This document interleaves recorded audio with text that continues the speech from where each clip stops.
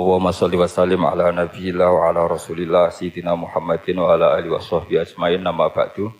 Kita meneruskan kajian yang paling penting dalam ulumul Quran termasuk adalah al-ibratu bi umumil lafzi la bi khususis sabab. Itu terkenal sekali. Jadi Nabi karena seorang manusia, apapun hebatnya Nabi ini seorang manusia, tentu kalau ngandani cara Jawa atau menghitobi pasti ngendikan sama yang di depannya.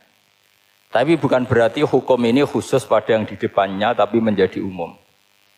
Kenapa menjadi umum? Ya karena kebaikan itu boleh dilakukan oleh siapa saja. Misalnya Rasulullah ngendikan sama Mu'ad, ya Mu'ad inni uhibbuka fala tada'anna dubura kulli sholatin.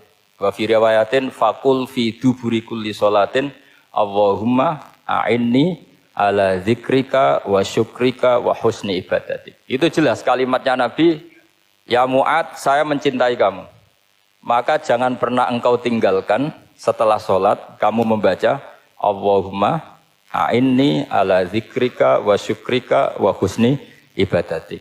Ya Allah, tolonglah kami supaya selalu mengingat engkau ala zikrika dan mensyukuri nikmat engkau, dan tolong kami selalu beribadah kepada engkau. Lalu kalau melihat asbabil wurud, kalau dalam ilmu hadis biasanya disebut asbabil wurud, kalau dalam ilmu Quran disebut asbabin nuzul, tentu yang didhawuhi itu ya Mu'ad. Tapi Anda tidak boleh begini, saya tidak wiridan itu, yang disuruh Nabi kan Mu'ad, saya kan tidak Mu'ad. Itu tidak boleh seperti itu. Makanya kita tidak boleh terlalu tekstual, karena tadi resikonya Anda tidak mengikuti kaidah al-ibratu bi umumil lafzi la bi khususi sabab. Sebab itu saya tadi di kantor rektorat ya Pak Ordas ya, bilang nanti untuk kajian yang di kantor rektorat pakai kitab Syajaratul Ma'arif, karena kitab itu juga yang sekarang dalam proses penerjemahan saya dengan Pak Quraisyab di PSG, yang di sini pakai kitab Itqon. Nanti mulai bulan depan, karena saya dipaksa untuk meneruskan. Ini sudah kayak Tuhan saja maksa-maksa. Itu pakai kitab Itqon, nanti babnya tak kasih yang mendesak untuk diketahui, termasuk apa? Al-ibratu bi umumil lafzi la bi khususi sabab. Sehingga di Quran misalnya begini, ada cerita begini.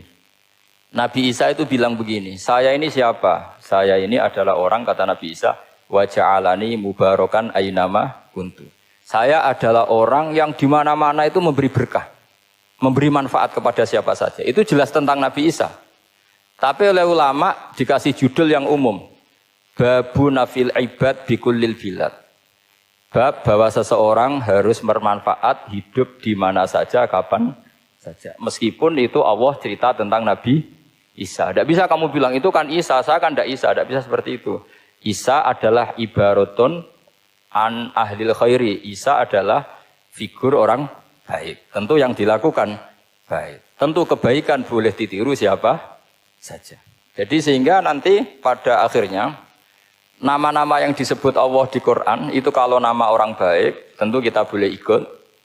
Paham ya? Kalau nama orang buruk tentu kita tidak boleh ikut. Ya gitu aturannya. Sehingga tadi ada al-ibratu bi umumil lafzi la bi khususi sabab. Jadi yang jadi pegangan adalah standar kalimat umum dengan pemaknaan yang ditentukan ulama. La bi khususi sabab, tidak terkait sebab itu. Misalnya yang paling masyhur tentu dalam hadis Madinah itu kira-kira kan utaranya Mekah ya, kira-kira ya. Utaranya Mekah apa selatannya? Utaranya kayak utaranya.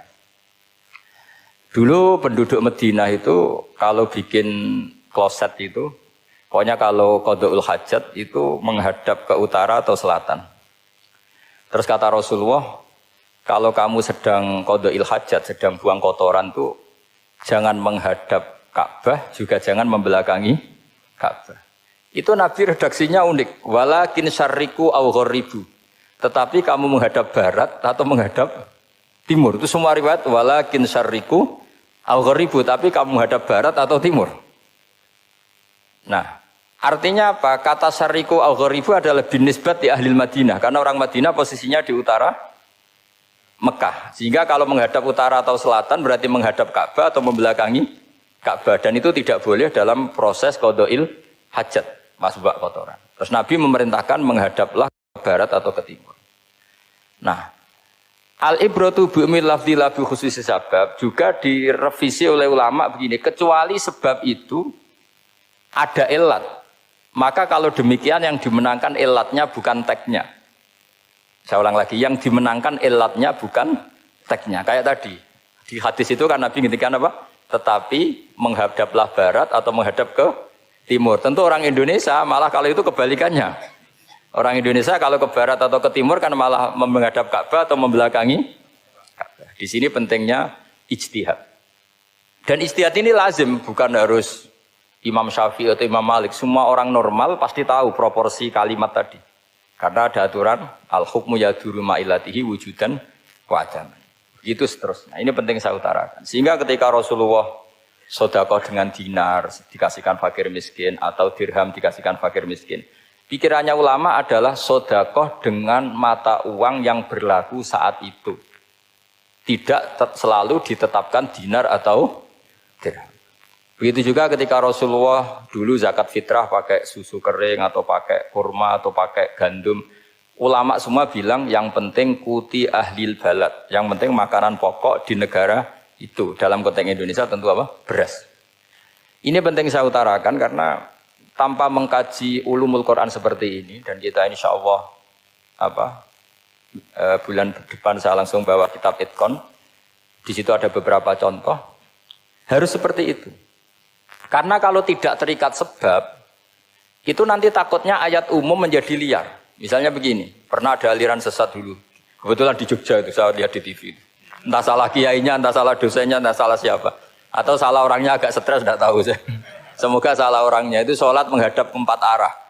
Alasannya Allah nggak ada di mana-mana, ya sudah di barat, rakaat kedua ke utara, rakaat ketiga ke timur, rakaat keempat ke selatan. Itu uniknya itu ngawurnya lah, bukan uniknya. Ngawurnya itu dalil fa'ina matuwallu fasamma wajhuwa. Kamu hadap kemana saja di sana dari itu Allah.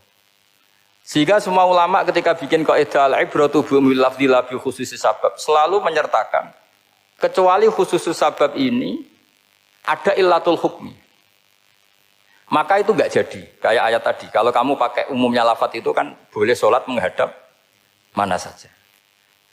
Nah makanya Imam Syafi'i ketika ditanya, lalu ayat ini proporsinya gimana? Kata beliau, fis safar. Orang yang sedang di pesawat, mau sholat, tentu masuknya fasamma wajwa. Jadi dalam kondisi bepergian, yang kita ingin sholat, maka pakainya ayat seperti itu. Tapi kalau kondisi nomor, fawal liwajaka syatrul masjidil haram. Jadi makanya ini penting ngaji ulumul Quran. Kita tidak bisa hanya megang terjemah atau megang apa, kemudian kita fatwa atas nama Quran dan hadis. Sehingga dulu syaratnya memang ketat, harus hafal Quran, hafal hadis, menguasai usul fikih, menguasai macam-macam. Karena tanpa itu memang tidak bisa. Sampai Ibnu Abbas ngendikan, kamu jangan pernah fatwa pakai Quran. Fa inna lahu wujuhan katsirah, karena Quran punya sisi yang banyak. Walakin hajuhum bisunnah. Kalau kamu adu hujjah, pakailah sunnah Rasulullah SAW. Karena di situ penjelasan Quran. Misalnya tadi Rasulullah ketika kondisi normal pasti sholat menghadap Ka'bah.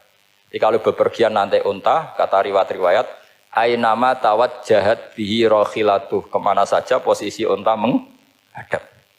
Ada ulama yang berpendapat itu khusus sholat sunat. Kalau sholat fardu dalam kondisi ada punya mobil harus berhenti. Ini madzhab Syafi'i. Sehingga misalnya saya, Pak Harsoyo, Pak On, bawa kijang, mobilnya sendiri. Kalau sholat fardu jangan mentang-mentang pakai kendaraan terus menghadap sekenanya. Kalau mau ke Banyuwangi berarti menghadap ke timur. Enggak, itu yang boleh hanya sholat sunat. Kalau sholat fardu harus berhenti. Karena kijang ini dalam kendali Anda. Kecuali dalam surah yang kendaraannya tidak dalam kendali Anda. Misalnya kita naik pesawat. Jadi harus dibedakan. Jangan mentang-mentang Nabi sholat di onta kemana saja menghadap. Tapi konteksnya kan onta ini, cara berpikir onta ini dalam kendali Nabi. Tapi kalau pesawat kan tidak. Jelas ya? Jadi makanya ini pentingnya proporsional. Jadi kalau kita naik kijang misalnya mau ke Banyuwangi. Kalau waktu duhur ingin sholat ya harus berhenti.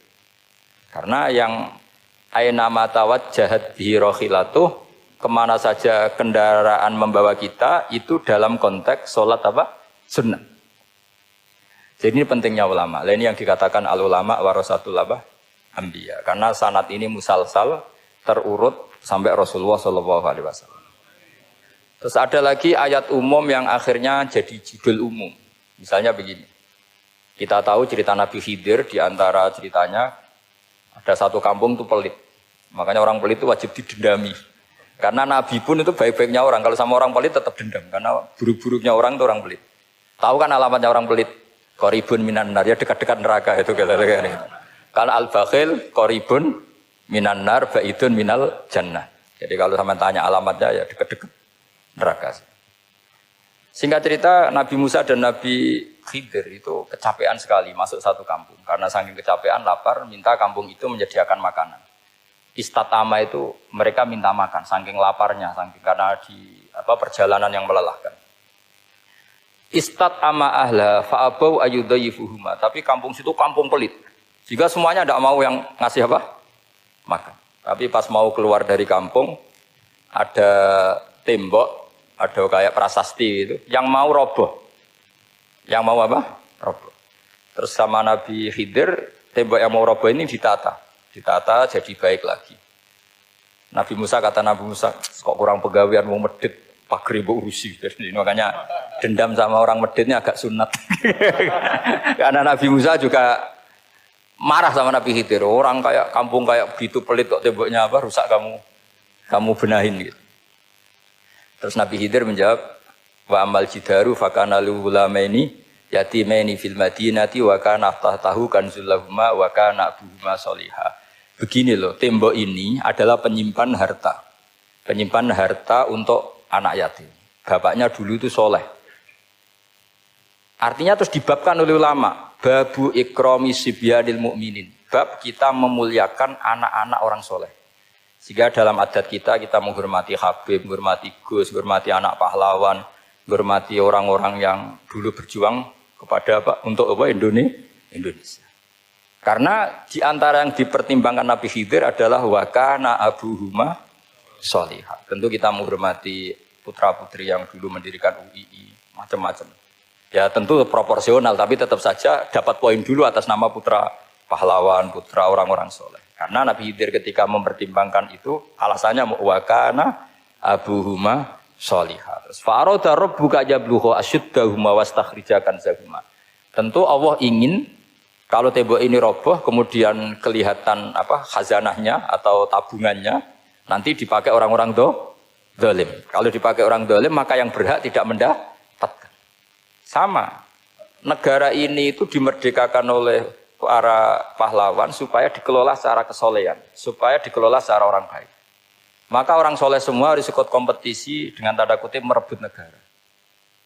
Karena apa? Tapi tentu tidak perlu chaos, tidak perlu anarkis, karena tentu kemerdekaan ini dibela-belain supaya kita jadi baldatun thayyibatu wa rabbun ghafur.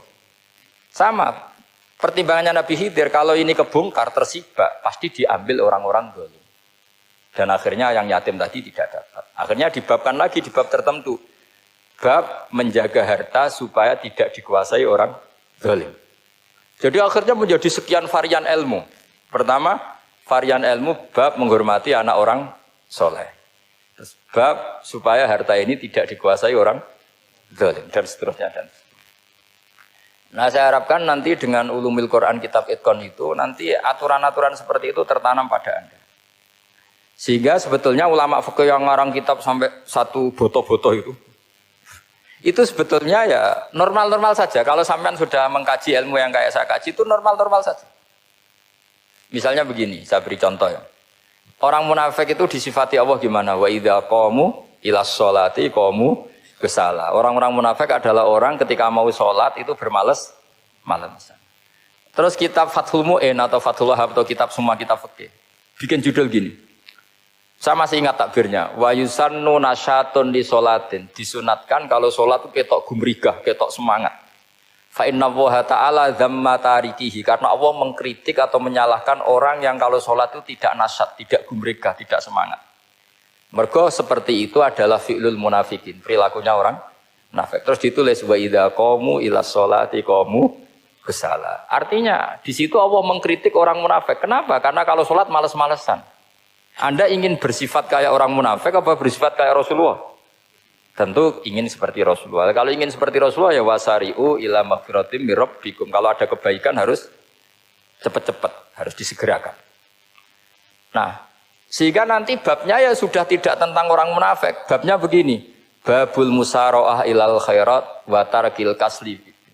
Bab bergesa-gesa atau bergegas dalam kebaikan dan meninggalkan malas.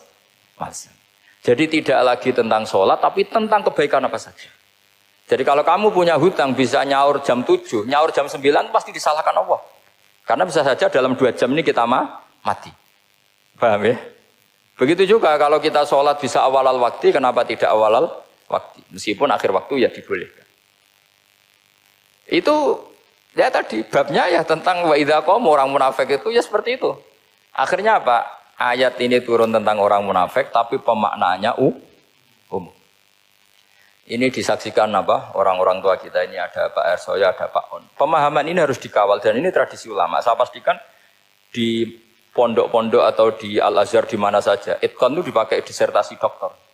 Jadi kalau betul nanti kita mengkaji itu sudah doktor semua, doktor tafsir semua. Dadaan maksudnya. Memang itu mau tidak mau dan itu mudah sekali. Saya ulang lagi itu mudah sekali.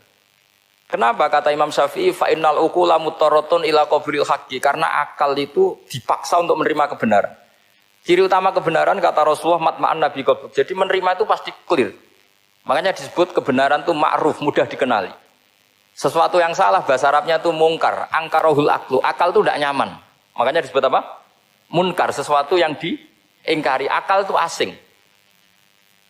Ya asing tuh misalnya, sepeda motor ini milik siapa? Milik Zaid. Ya sudah lah saya pakai, tidak usah pamit. Akal pasti, ini kok aneh, kok nggak milik orang kok nggak pamit. Akal pasti nggak terima. Makanya agama itu hanya menerima al-ma'ruf yang mudah dikenali dan menolak al-mungkar, sesuatu yang akal itu nggak terima. Jadi Imam Bukhari ketika ditanya, kenapa kamu sealim itu bisa mensarai sanad-sanad Rasulullah? Kata beliau, kalau kamu akalnya normal itu ya gampang saja. Terus ditanya, contohkan. Beliau contohnya begini. Pernah syurrahul hadis, para pensarah hadis itu habis otaknya. Gara-gara Imam Bukhari bikin judul begini. Babu sihhati tolakil akhros. Ingat-ingat ya.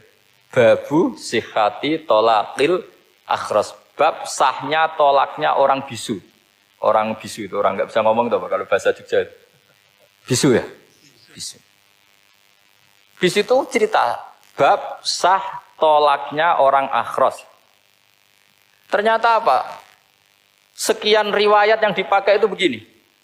Ana wa kafilul yatim kahataini fil jannah. Nabi pernah ngendikan saya dan yang merawat anak yatim kahataini fil jannah. Wa asyara bi musabbihatihi wal wusta. Pokoknya Nabi ngendikan begini. Paham ya? Maksudnya apa? Betapa yang rawat anak yatim itu sangat dekat dengan apa? Dekat dengan Nabi di apa? Surga. Terus hadisnya berikutnya, asyahru hakada pakai tangan 10, ahakada wa hakada wa hakada berarti 30. Asyahru hakada wa hakada wa hakada berarti berapa? 29. Terus berikutnya hadis Aisyah sholat lama, terus ditanya orang di tengah-tengah sholat. Aisyah kenapa sholat lama? Fa'asyarat nahwas sama. Kemudian Aisyah memberi isyarah nahwas sama. Ternyata saat itu gerhana apa? Mata. Itu surahul hadis bingung semua. Ini cerita tolaknya orang bisusah kok ngelantur kemana-mana ini. Ternyata maksudnya Bukhari begini, maksudnya Imam Bukhari. Penjelasan, yang namanya tolak itu kan sihot. Ya sihot, tahu sihot, akad lah kalau dalam bahasa Jogja mungkin. Kalau kamu nikah kan angkah tuka, wazah terus bilang apa? Qabil tu, nikah wa taswiyah. Terus kalau kamu menceraikan istri kamu bilang kamu saya ceraikan. Yang dikatakan sihot itu adalah ekspresi atau implementasi dari sesuatu. Misalnya kamu ingin tolak, bilang saja tolak. Kalau kamu ingin muji orang, bilang saja begini. Pasti itu maknanya muji. Kalau ingin menyemooh, bilang begini. Nah, artinya gini, kalimat itu bisa diganti isyarah. Saya ulang lagi, kalimat itu bisa diganti. Buktinya Nabi mengisyaratkan saya dekat, bilang begini. Paham ya? Aisyah bilang gerhana, hanya bilang begini. Nah, kalau begitu orang yang bisu ya punya cara menceraikannya. Dia cukup melakukan isyarat. Yang isyarat itu pasti difahami sebagai cerai. Artinya kalau orang memahami Quran hadis seperti itu, hal-hal yang mungkin nggak terlintas dalam pikiran Anda, ternyata itu jadi dalil. Artinya apa? Rasulullah yang bisa ngendikan saja kadang menjelaskan sesuatu pakai isyarah. Nah, dengan demikian terus jadi rumus al-isyarah al-mufhimah bimanzilatin nutki. Isyarah yang memahamkan sama dengan ucapan. Sehingga ini pengganti ijab qabul. Itu cara-cara memahami istihad, memahami Quran dan hadis. Caranya gimana? Kita harus belajar ulumul Quran. Ya, perangkat yang dipakai seluruh dunia termasuk kitab Itqan itu. Dan kitab Sajaratul Ma'arif itu yang saya kaji dan dikaji seluruh ulama di dunia. Karena saya tidak biasa ngaji tanpa kitab yang perlu kita kaji. Saya sendiri itu bisa seperti ini ya barokahnya kitab-kitab itu. Jadi gak terlintas tapi ya tadi. Rasulullah yang bisa ngendikan saja, sering iktifa, sering ngalap cukup dengan apa? Isyarah. Oh kalau gitu berarti al-isyarah biman zilatin nutki. Isyarah itu sama dengan ijab dan qabul. Apalagi ini orang akhros, orang bisu yang nggak bisa ngomong. Lalu kalau tolak kayak apa, kalau nikah kayak apa. Ya, tapi Imam Bukhari itu uniknya tadi bikin judul Babu Sihati Tolakil Akhros, kemudian cerita anak wa kafilul yatim. Nah, itu kalau orang kan nggak sambung, ini sambungnya di mana? Kok malah cerita anak yatim. Ternyata kata kuncinya kahata ini seperti ini dan orang paham sangat sangat. Makanya hati-hati dengan isyarah karena kalau itu betul mengganti lafaz, berarti Anda kalau nyuwun sewu melafadzkan tolak terganti isyarah, ya agak masalah itu. Tapi semoga enggak lah. Istri satu kok dicerai nanti enggak punya istri nanti malah repot. Tapi ini kan saya cerita ilmu saja. Ya saya cerita apa? Cerita ilmu. Jadi kalau ada orang bilang semua yang ada di dunia itu ada di Quran. Itu caranya ya seperti ini, jangan kayak orang-orang yang terlalu tekstual. Karena kalau seperti ini pasti semua ada di dunia itu ada di Quran. Karena cara pemahamannya seperti ini. Saya sering ditanya kenapa bumi ada likuifaksi macam-macam. Memang dari Quran bayangannya Quran seperti itu. Amin tuman fis sama ayyakhsifa bikumul ardo fa idahiyya tamur. Memang dari awal Allah bikin bumi ini potensinya malah likuifaksi. Potensinya itu melumer. Tamur itu memang maknanya melumer. Dan ketika Allah nyifati bumi wal ardi dzatis sod, sod pun maknanya pecah. Dan Allah tidak sekedar mengatakan pecah, dzatis sod sifat dasar bumi itu mudah pecah. Jadi kalau dzat itu sifat dasar. Jadi meskipun Quran tidak meneliti spesifik kayak para ahli gempa, tapi dari awal Allah ngendikan bumi itu dzatis sod wal ardi dzatis sod. Bumi adalah berkarakter pecah. Kenapa berkarakter pecah? Karena dari awal bumi ini lempengan-lempengan. Di Qurannya dijelaskan gitu. Wafil ardi qita'um mutajawirat. Bumi ya kelihatannya banyak, kelihatan satu. Sebetulnya dari kit'ah, dari potongan. Nah, kit'ah itu jamaknya qita'. Terus disebut mutajawirat, saling berdampingan. Kalau dalam bahasa Arab, berdampingan itu berarti sel-selnya beda. Kalau bahasa Arab bilang sesuatu yang bercampur namanya mukhalatoh, jadi satu. Kalau yang beda jenis namanya mujawarah. Nah, Al-Quran itu bilang wafil ardi qita'um mutajawirat. Bumi ini karakternya per potongan-potongannya karakternya beda-beda. Sehingga memang potensinya bumi ini hancur. Apalagi dari awal memang dipersiapkan mau dihancurin. Makanya enggak usah takut kiamat, memang rencana Tuhan mau dihancurin. Makanya sanggup takwa saja. Kalau ingin menghentikan penghancuran ini tidak bisa. Itu sudah dalam rencana Tuhan pasti dihancurin. Makanya kalau orang sufi ditanya, kenapa tidak bangun rumah? Tuhan aja mau rencana ngancurin bumi, kok saya rumah tak tata, nanti juga hancur. Tapi kalau di Islam kota saya ngomong gitu kan dia wah ini orang nggak jelas ini. Gitu. Padahal yang kedonyan itu yang nggak jelas sebetulnya. Tapi ini saya cerita, jadi supaya UII ya, yang didirikan ulama-ulama. Saya masih ingat ketika Profesor Zaini cerita, Pak Zaini saya ini kan kiai, saya tidak punya gelar apa kok. Jangan minta bantuan ini. Katanya Pak Zaini dulu UI ya didirikan banyak kiai dan sebagian pendirinya juga gak punya gelar katanya. Gitu. Tapi mendingan gak punya gelar manfaat daripada punya gelar gak manfaat. Malah problem. Tapi ya gak masalah. Sudah ada manfaat gak punya gelar malah repot lagi. Sudah cara berpikir gitu saja. Pokoknya sementing semuanya baik apa saja. Jadi nanti setelah sampean mengkaji ulumul Quran ya tadi seperti yang dikatakan Imam Syafi'i itu gampang sekali. Kenapa gampang? Karena fa'innal uqula mutarratun ila qabulil haq. Akal ini pasti dipaksa untuk menerima kebenaran.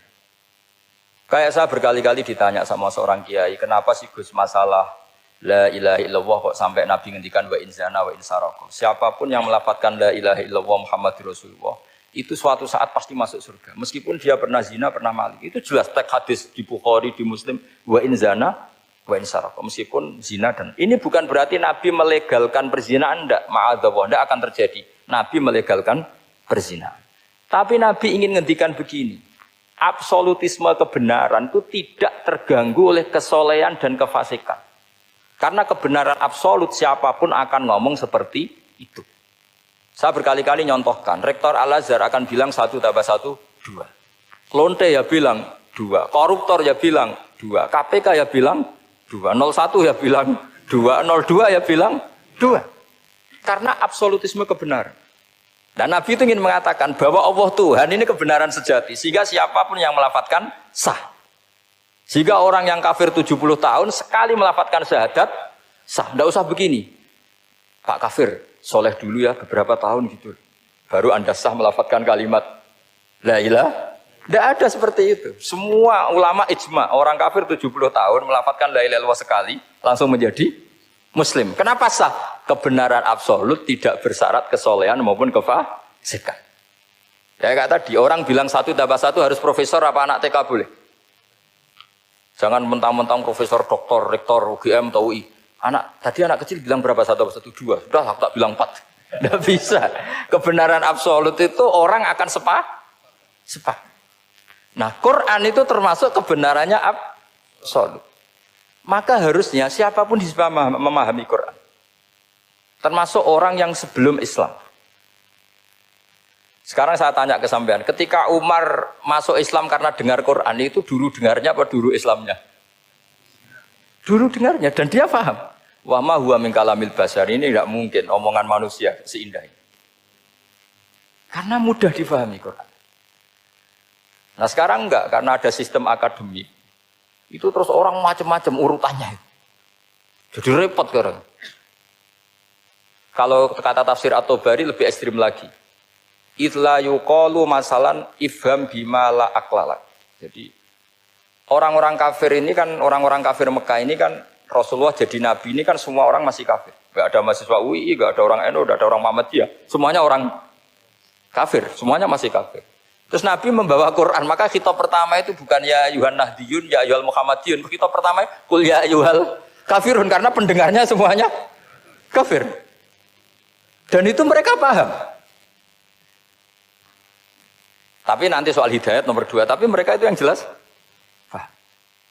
Sehingga banyak orang kafir yang menjadi muslim karena mendengar Al-Quran. Jadi ini penting diketahui karena kebenaran itu milik siapa saja dan akan mudah dipahami. Kayak tadi, kalau 1 tambah 1, 2 itu rektor ya bilang 2, anak TK ya bilang 2, musuh kamu ya bilang 2, kamu atas nama sentimen dengan musuh pun tetap bilang. Nah di sini kadang Nabi ngendikan mangqala la ilaha illallah dakhalal jannah wa in zana wa in saraka. Proporsinya seperti itu, bukan berarti Nabi melegalkan zina, bahwa kalimat ini kalimat yang kebenarannya absolut sehingga siapapun sah mengatakan itu, meyakini itu meskipun punya masa lalu seperti itu. Jadi jangan salah makna terus Nabi melegalkan, tidak sama sekali. Jadi saya mohon ini jadikan satu ilmu. Bahwa ilmu adalah tetap apa? Ilmu. Sehingga ada ayat kulil ladzina kafaru iyantahu yughfar lahum ma qad salam. Katakan kepada orang-orang kafir sekali menghentikan kekafirannya yughfar lahum ma qad salam. Maka kekafiran di masa lalu dianggap hilang dan dia hanya dengan status yang sekarang yaitu seorang mukmin. Karena dia disahkan melafadzkan la ilaha illallah. Makanya pernah ada cerita, ini penting saya utarakan ke jenengan. Ada orang kumpul kebo, singkat cerita, kumpul kebo lelaki sama perempuan. Suatu saat Nabi dikasih tahu sama tetangganya, ya Rasulullah, orang yang biasa kumpul kebo itu sekarang sudah nikah. Jawabannya Nabi unik. Alhamdulillah, kira-kira gitu kalau bahasa Indonesia, qad kharaja min sifahin ila nikahin. Dia sudah keluar dari tradisi zina, sekarang dia sudah dengan kehormatan nikah. Maksudnya gini, kalau malam Senin dia belum nikah, kumpulnya kan masih kumpul kebo bertahun-tahun. Paginya dia nikah, malamnya kumpul sudah kumpul sunnah karena sudah nikah. Jadi tak sama seperti tadi. Kalau dia belum melafadzkan kalimat tauhid, ya statusnya dia kafir. Sekali melakukan kalimat tauhid, ya statusnya dia muslim atau mukmin. Sama. Ketika hubungan intim tanpa nikah namanya sifah perzinaan. Sekali nikah ya namanya sunnah. Jadi semudah itu. Dan Nabi tidak tanya macam-macam. Mau ngendikan qad kharaja min sifahin ila nikahin. Sudah keluar dari tradisi sifah menuju nikah. Pertanyaannya gini, kenapa enggak disyaratkan ini itu untuk nikahnya? Misalnya macam-macam. Ya sebetulnya syarat itu pasti ada, cuma begini loh. Orang yang ingin menghentikan keburukannya harus kamu katakan sah sekarang juga. Karena kita mengesahkan penghentian keburukan. Jangan lalu orang yang mau tobat malah dipersulit. Jadi misalnya la ilaha illallah, kamu belajar makhraj dulu, bila bilangnya lah benar. Belajar bahasa Arab dulu. Ya kacau. Apalagi saya persiapkan seremonialnya dulu, nanti di masjid di syuting supaya satu Indonesia tahu yang Islamkan saya itu kiainya yang engkek malah repot lagi. Ini penting saya utarakan supaya clear. Jadi saya ulang lagi. Al-ibratu bi umumil lafzi la bi khusus sabab. Allah ya enggak apa-apa cerita Nabi Musa, cerita Nabi Isa, cerita misalnya begini, bolehkah orang soleh itu jadi raja? Jawabannya harus bilang boleh. Karena Allah pernah menfigurkan tokoh soleh yang bernama Sulaiman dan Daud. Dan beliau adalah raja. Ketika Imam Syafi'i ditanya, bolehkah orang Islam tidak kawin? Ya asal dia ada zina ya boleh. Karena Allah menyebut hamba yang soleh dan sebagian mereka tidak nikah. Yaitu Nabi Yahya dan Nabi Isa. Yaitu wasayyida wa hasura wa nabiyya minas sholihin. Jadi cara berpikir Imam Syafi'i gampang. Bagaimana hukumnya orang Islam yang enggak nikah padahal dia tapi asal enggak zina loh ya. Ya jawabannya ya boleh karena Allah mensifati Nabi Yahya dan Isa dengan status hasur, tidak apa? Nikah. Bolehkah seorang soleh jadi raja? Ya boleh. Daud dan Sulaiman itu seorang soleh dan jadi raja. Bolehkah orang soleh itu fakir? Wah sudah banyak, enggak usah dibolehkan sudah banyak. Kan? Jadi gampang sekali Quran di depan ahlinya itu. Jadi kalau Imam Syafi'i ditanya, fa inna wa ta'ala dzakara abdan sholihan wa qala wa sayyida wa hasura wa nabiyyam minas sholihin. Ternyata ini orang yang ditanya, apakah boleh orang soleh itu jadi politikus, jadi pejabat? Ya boleh saja. Faqad ataina ala Ibrahim al-kitab wal hikmata wa atainahum mulkan azim. Jadi ini yang boleh bukan sekedar Ibrahim. Padahal di ayat itu tentang ala Ibrahim. Cara berpikir ya tadi, ternyata kesalehan tidak mengganggu jabatan. Ya tentu ya maksudnya untuk kesalehan juga. Jika agama ini gampang. Makanya kalau ada yang tanya, bagaimana perempuan punya aktivitas? Ya jawabannya asal kebenaran ya boleh. Allah cerita Bilqis dan itu raja perempuan. Di hadis banyak kecakapan Aisyah memimpin, macam-macam. Jadi gampang saja. Nah, kenapa sekarang banyak orang berdebat tentang Quran dan nyuwun sewu sampai pada level gontok-gontokan ekstrim? Karena mereka nggak mau belajar ulumul Quran. Kegiatannya debat, tukaran. Yang bingung kita, yang waras ngalah lah kira-kira gitu. Ini nggak pernah ngaji Quran, gegernya. Ya kacau. Ada ulumul Quran, itu yang namanya kitab Al-Itqan. Dan itu dibukukan oleh ulama. Dan gampang sekali. Pernah ya Sayyidina Umar ketika Futuhat, beliau sudah Futuhat itu mengalahkan musuh-musuh Islam yang memusuhi Islam. Perlu dicatat, musuh-musuh Islam yang memusuhi Islam. Karena kalau yang tidak memusuhi Islam nggak boleh dimusuhi juga. Ya. Singkat cerita ditanya, kenapa kita tidak tasakuran besar-besaran, kita kan sudah menang. Padahal disambut sedemikian rupa. Jawabnya Umar apa? Inna wa ta'ala qad ayyara qauman faqala adhabtum thayyibatikum fi hayatikumud dunya wastamta'tum biha. Allah itu mengkritik kelompok kaum yang dalam hidupnya itu foya-foya. Maka saya akan mengurangi foya-foya itu supaya saya menyisakan jatah foya-foya saya sampai di surga. Nanti orang kafir ketika dimasukkan neraka di antara taubehnya Allah. Taubeh itu ya semacam kayak disalahkan gitu. Adhabtum thayyibatikum fi hayatikumud dunya. Jatah-jatah kenikmatan kamu, salah kamu habiskan di dunia. Sehingga kita harus pernah pas enak-enaknya tidur, tahajud, wiling-wilingan, ngurangi jatah. Sayyidah Aisyah itu cantik sekali, tapi sudah turu mujur di depan Nabi tetap sholat. Kalau sampai istrinya tidak cantik saja, nggak pernah tahajud. Itu masalah besar, itu Aisyah itu kenangannya Aisyah. Saya ini kurang cantiknya. Sampai Nabi kalau sholat digoda tidur di depannya, masyhur. Wa ana mu'taridotun, saya tidur malang di depan Nabi. Nabi kalau berdiri sikilnya aku tak dojorno. Kalau Nabi mau sujud, Tak ingkret. Nabi terus saja tahajud. Dan saya yakin itu sunnah, tidak ada yang niru itu. Aisyah loh, bukan yang Saudah, Aisyah. Di semua riwayat itu, kalau Saudah kan mungkin, wah pantesan Saudah kan gitu. Ini Aisyah. Terus ada cerita lagi, betapa Rasulullah memang Nabi betul. Aisyah itu istrinya paling cantik. Kan yang nyanyi cantik itu hanya Aisyah, Zainab sama Sofia. Kira-kira rivalnya itu. Yang rivalnya itu, kira-kira. Ya sebagian ya cantik tapi enggak sekelas ini. Rasulullah itu malam-malam keluar. Terus pikiran Aisyah, pasti ke sebagian rival saya. Doroh itu maru. Coba. Dibuntuti sama Aisyah. Nabi enggak tahu kalau dibuntuti Aisyah. Ini hadis riwayat doa masuk kuburan. Maka, jadi hadis itu ya unik. Kalau enggak di tangan ulama itu jadi kacau. Babu doa li ahlil kubur. Bab mendoakan ahli kubur itu babnya itu tentang cemburu. Walhasil karena Nabi keluar, wah ini mesti itu enggak benar ini. Paling ke Sofia atau ke ya pokoknya Zainab, pokoknya yang cantik-cantik. Ditututi sama siapa Aisyah. Nabi enggak tahu hal itu. Ternyata Nabi itu kebagi.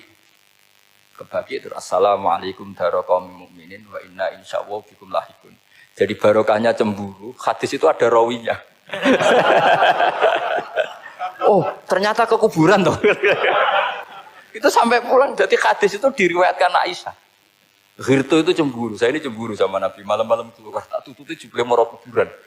Lah, sahabatnya tanya, muridnya Aisyah, lalu baca apa? Assalamualaikum daraqaumil mukminin wa inna insyaallah bikum lahikun.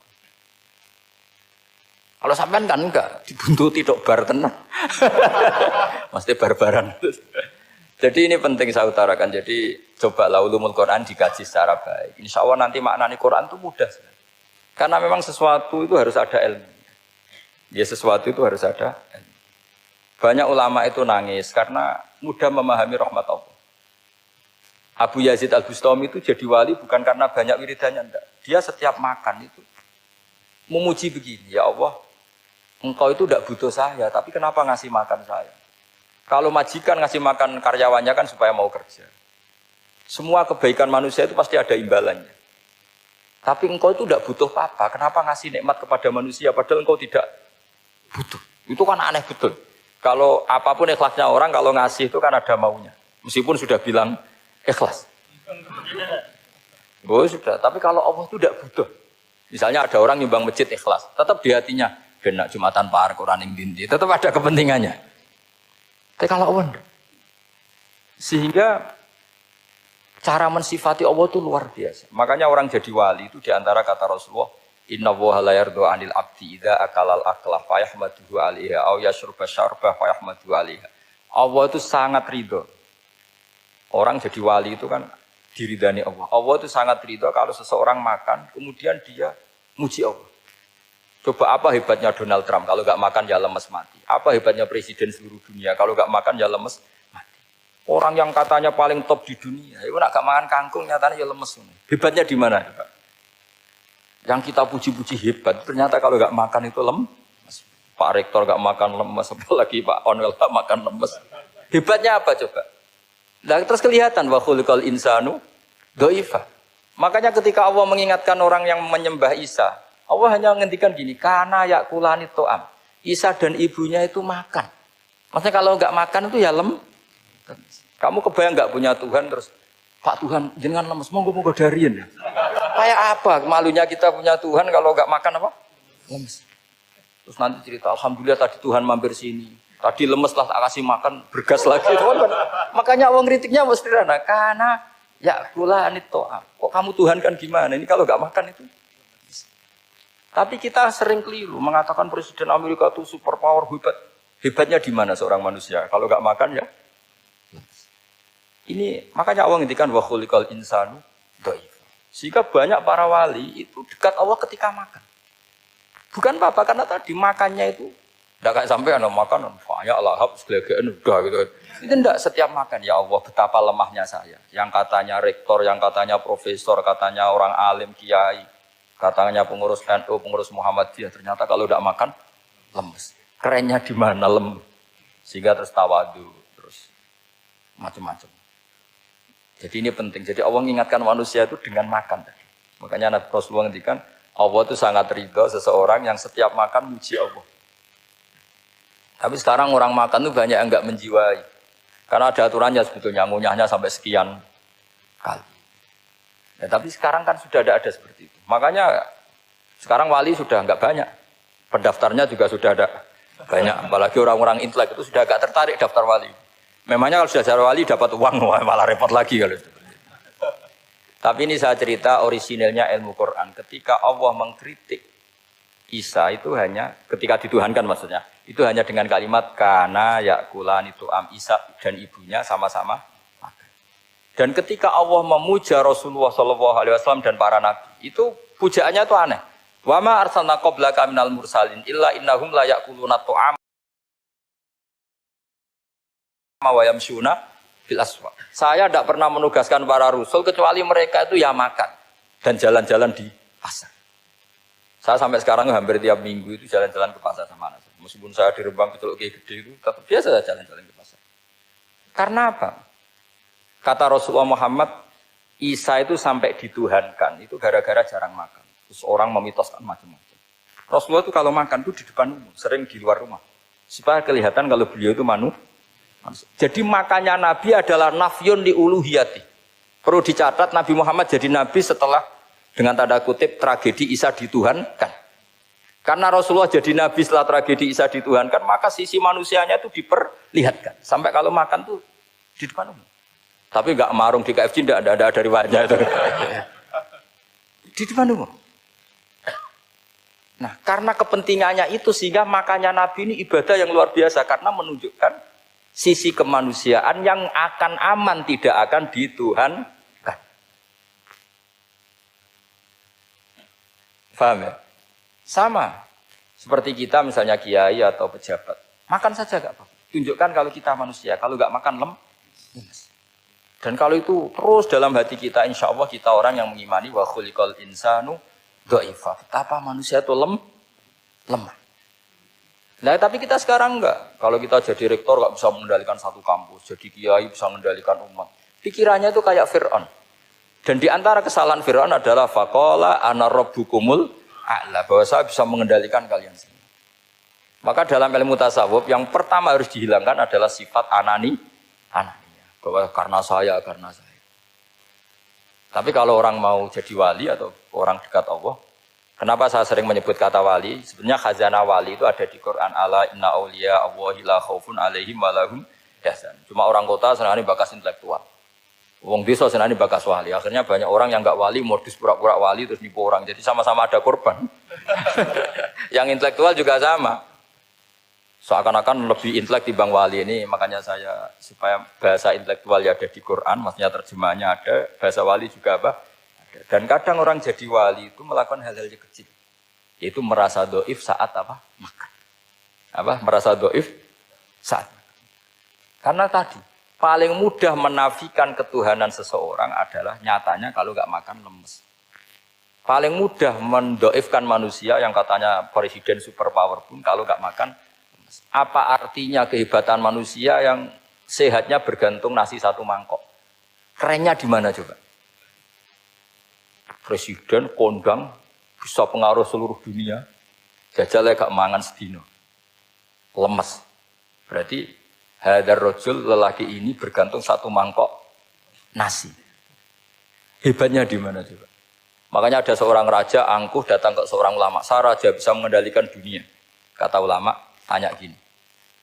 Andaikan kamu tidak bisa minum, kemudian harus bisa minum kalau orang menukarkan kerajaan kamu. Kamu boleh minum, asal kamu tidak jadi raja. Apa kamu kasihkan kerajaan kamu ketika kamu harus minum dengan cara seperti itu? Misalnya di tengah belantara, kalau di Arab kan sering ada apa? Sahara itu ada padang pasir. Terus kata raja itu, ya saya milih minum. Kalau saya tidak minum mati. Mendingan tidak punya kerajaan. La tafrah bimulkin la yusawi kak samain. Kamu jangan bangga dengan kerajaan yang nilainya tidak ada dengan segelas. Baru dia sadar ternyata. Jadi kamu jangan bangga dengan satu kerajaan yang bahkan akan kamu tukarkan dengan segelas. Artinya pertanyaannya gini, kerajaan yang kamu bisa mimpin ini ditompang air apa ditopang keangkuhan Anda? Sebenarnya ditopang air. Karena sekali Anda tidak minum, tidak bisa jadi Raja terus lemes diobatno. Sama presiden juga gitu. Kalau nggak makan nggak minum terus sakit stroke nggak bisa jadi presiden. Artinya ternyata betapa manusia ini bergantung dengan suatu yang remeh yaitu makan minum makan minum.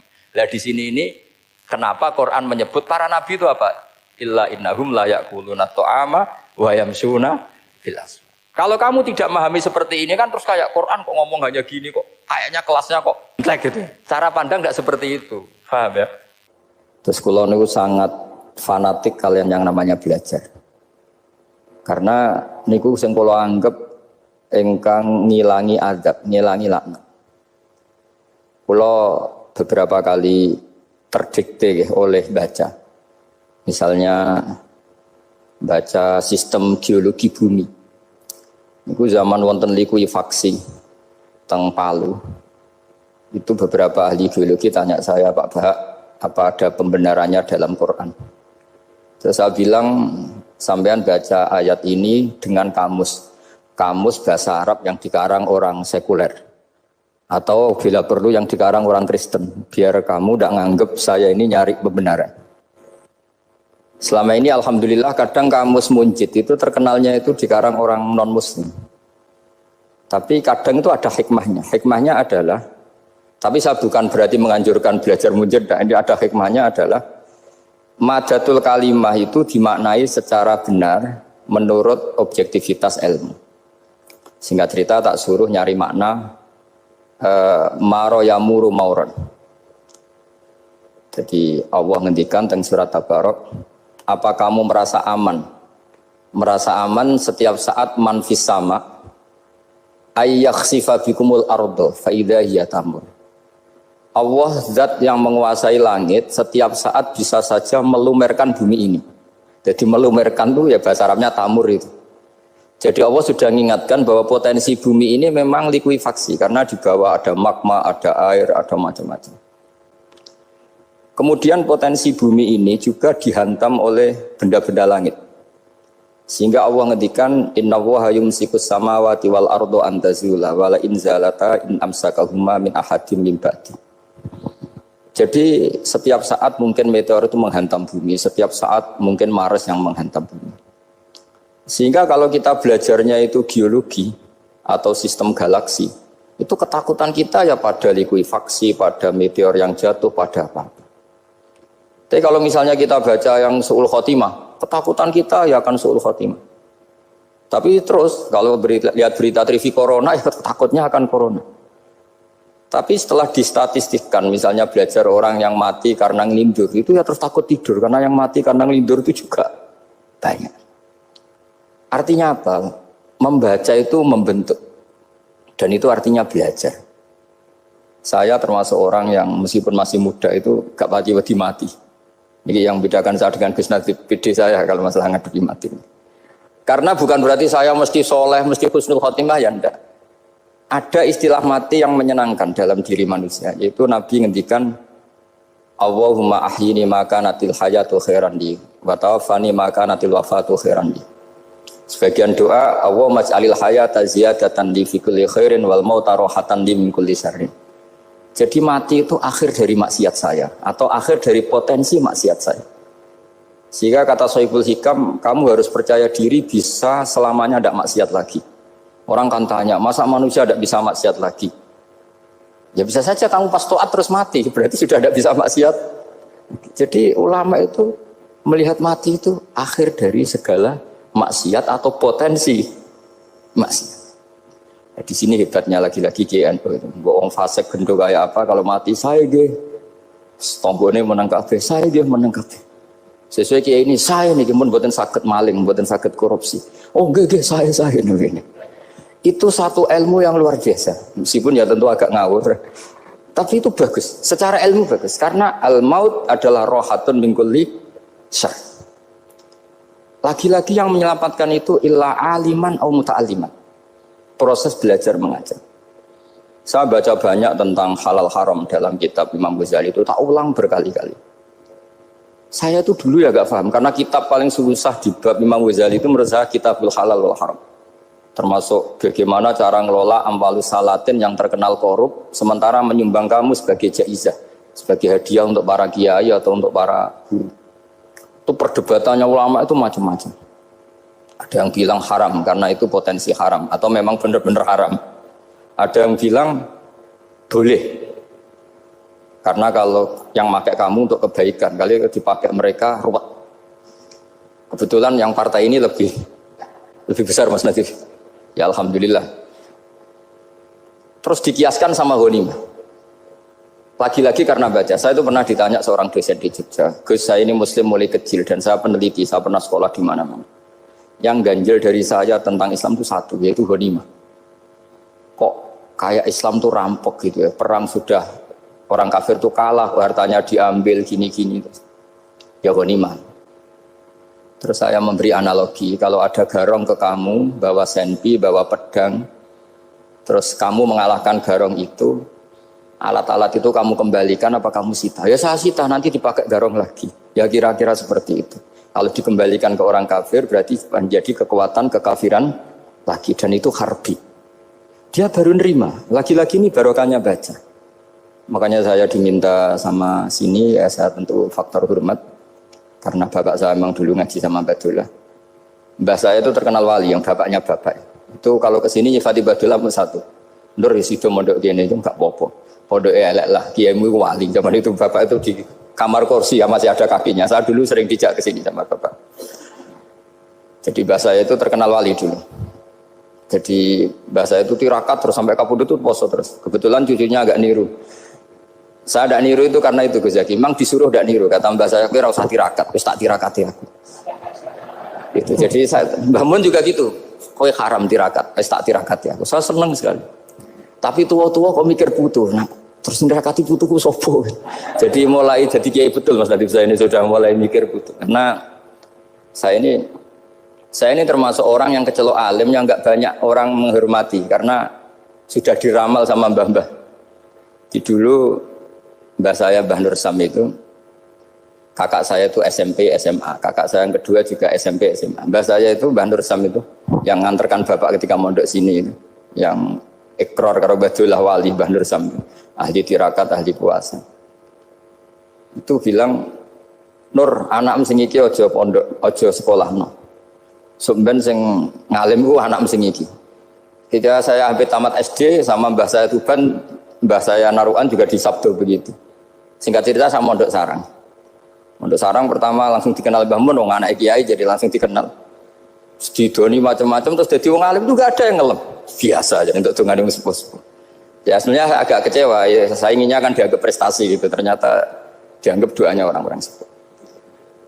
Ya, makanya kula niki iki ya rodok ya syukurlah sama Bang Mutamakin sama semuanya karena tadi, kenapa saya harus cerita ini? Quran sendiri mengakui bahwa orang soleh itu diantara aturannya adalah dzurriyyatam ba'duha min ba'd. Meskipun Allah bisa bikin orang soleh dari mana saja, tapi yang legitimit itu memang dzurriyyatam ba'duha min ba'd. Dan kata dzurriyyah itu tasmalu auladal inas, kata Ibnu Hajar al-Asqalani, memasukkan turunan yang dari ibu. Meskipun tentu secara wali nikah atau secara disiplin nasab dari ibu itu tidak ngefek. Tapi dari segi fa'innal irqadassas, bahwa sistem tubuh kita itu tetap ada gen dari seorang apa? Ibu. Sehingga banyak ulama tafsir mengatakan dzurriyyah itu tasmalu auladal inas. Dzurriyyah itu memasukkan turunan dari apa? Ibu. Bapak saya itu nasabnya nasab wali, jadi babahnya itu suka tirakat, suka. Ibu itu nasab kiai. Jadi kalau bapak wiridan itu, kalau istiqomah itu disalahkan sama keluarga ibu. Istiqomah itu salah. Karena ijabu malam yajib, mewajibkan sesuatu yang tidak wajib. Itu masalah secara ilmiah. Mbah Mun itu sering kritik kalau ada pondok kok wajib puasa, wajib merawat itu sering kritik. Itu secara fikih bahaya. Ijabu malam yajib, mewajibkan sesuatu yang tidak wajib. Dan itu kriminal dalam bab fikih. Betul itu, sama cari di Sulam Taufik, babnya itu ngeri. Ijabu malam yajib itu tidak dihitung minal kabair. Dicari sendiri itu di bab Sulam Taufik, tidak perlu saya sebut, itu parah betul malah cara menvonis Abdullah bin Husain bin Thohir di Sulam Taufik. Ijabu malam yajib. Tapi pondok-pondok yang tirakat tidak kurang dalih. Niki boten majibaken, ngelatih. Boten majibaken tapi napa? Nah, silsilah dari keluarga ibu itu suka suka ilmu. Sehingga Abdullah bin Mas'ud itu tiap hari itu mensweeping orang yang sering duha. Kalau ada orang duha istiqomah itu disweeping. Awas, harus seminggu sekali, nggak boleh tiap hari. Masa sholat fardu kamu saingi sholat duha? Nggak boleh, fardu tersaingi. Itu Abdullah bin Masyhur, sampean cari di Al-Hunjah. Sayyidah Aisyah kalau ada orang duha tiap hari dimarahin. Dan itu secara konstitusi ilmu benar karena Nabi Qiyamul Lail Ramadan itu hanya 4 hari yang dipandu. Lainnya itu enggak. Khasyata ayyufradu alaihim kalau dalam sahih takut dianggap fardu. Akhirnya istiqomah itu masalah di keluarga saya yang dari ibu. Nah, kebetulan kita ini suka ada istiqomah akhirnya ya seperti ini. Tapi ini ilmu harus kita bicarakan. Tapi yang istiqomah Bapak itu pengagum Badullah. Bapak itu suka sama istiqomah karena punya guru dulu Ki Zubedi istiqomah, Badullah istiqomah. Tapi jangan kira Badullah itu hanya istiqomah. Saya punya sanad banyak, mungkin Gus Zaki lebih tahu. Sering saya diceritakan Bapak. Badullah itu nak ambek wong fase nemen-nemen itu ya rapati cocok. Senajan to majibno fase. Tak takoki iki ngopo. Empuk nak ke fase ndarani wong awam untuk ganjaran. Mergo macane Quran gak fase. Padahal untuk ganjaran mergo seneng Quran. Jadi, terus tak takoki Bapak, niku saged damel syariat mboten? Ya ora kena, pokoke ngono. Jadi go ngekrori. Artinya beliau ndak ingin lah gara-gara kita terlalu pakam tajwid kemudian menganggap siapa saja baca Quran salah kemudian tidak dapat pahala. Bisa saja hamalahum ala ayaqraul Qur'ana napa mahabbatuhum wa iskuhum wa kada wa kada. Jadi akhirnya saya jadi tahu. Oke, secara makhraj salah, tapi iseknya benar, mahabbahnya benar, brontonya benar. Jadi sebetulnya Badullah itu punya sekian makalah tentang ilmu. Hikam juga gitu. Nur nak cah santri ngaji Ihya itu jauh oleh. Tapi nak ngaji Hikam mojo. Maksudnya beliau entah kalau setelah itu Badullah itu melarang siapa saja santri ngaji Hikam itu dilarangnya ada kelas tertentu untuk boleh ngaji Hikam. Nah, kenapa saya cerita ini? Karena saya masih ingat betul di antara wasiatnya Mbah Mun itu. Pirroh sebab apa Fatihah kok ihdinas siratal mustaqim bukan siratoka tapi siratal ladzina an'amta alaihim. Dawe Mbah Mun fa inna Allaha ta'ala la ya'kul wa la yashrab wa la yamkih wa la kadza wa kadza. Allah itu tidak makan, tidak minum, tidak tidur. Sehingga kita tidak bisa niru Allah. Tapi yang makan tidur itu manusia. Sehingga kalau ingin dekat Allah ya niru siratal ladzina bukan siratoka. Kita cara tidur niru Kanjeng Nabi, niru ulama, cara makan, cara minum, niru Allah tidak bisa. Makanya bukan ihdinas siratal mustaqim siratoka tapi siratal ladzina an'amta. Maka dalam beragama itu butuh master, butuh panutan. Ya tentu Mbah Mun oleh ngendikan pakai luhut orang-orang kuno. Cara Mbah Mun pakai cantolan.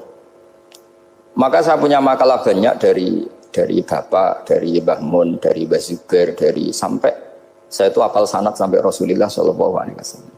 Karena yang bisa mengawal ilmu itu sanad. Termasuk saya di sini bawa kitab Ar-Risalah Al-Qusairiyah. Nanti saya baca beberapa panutan kita. Di sini ada Abdul Qasim Al-Junaidi, ada Abu Yazid Al-Bustami, ada banyak ulama yang ditulis Ar-Risalah Al-Qusairiyah. Dan itu yang membentuk Imam Ghazali, kitab Ar-Risalah Al-Qusairiyah. Tapi sekarang kita ini tidak belajar lagi tentang tasawuf. Tasawuf itu Abdul Qasim Al-Junaidi jadi wali itu bukan wiridannya terlalu banyak, enggak. Beliau pernah bikin satu kalimat yang menjadikan Allah itu ridho. Kalimatnya begini, kalau malam beliau wiridan gini, ya Allah, kenapa engkau ngasih rezeki saya, padahal engkau tidak butuh saya. Kalimatnya sederhana.